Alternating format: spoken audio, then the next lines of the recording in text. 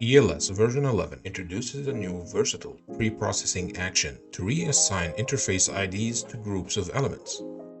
Building on the original method of assigning interface IDs to objects like columns, girders, and slabs, the new option offers the user finer tuning to control the interface ID assignment on the element level, irrespective of the parent object.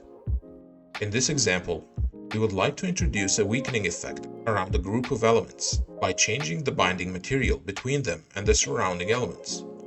We'll assign the 12 elements to a new group and give them a new ID of 3 instead of the original ID of 1. Now, we can go into the Interface Material dialog box and create a new rule for the assigned material between the original Interface ID 1 and the new Interface ID 3. We'll switch the material to mortar and switch over to the results viewer to see the resulting effect. As we can see, the springs between the targeted elements and the surrounding ones have been changed to the new material, while all other springs are unaffected by the change. The new feature gives the user complete flexibility in assigning interfaces to groups of elements, which is one of several methods to replace the material of a specific group of springs, depending on the user's needs.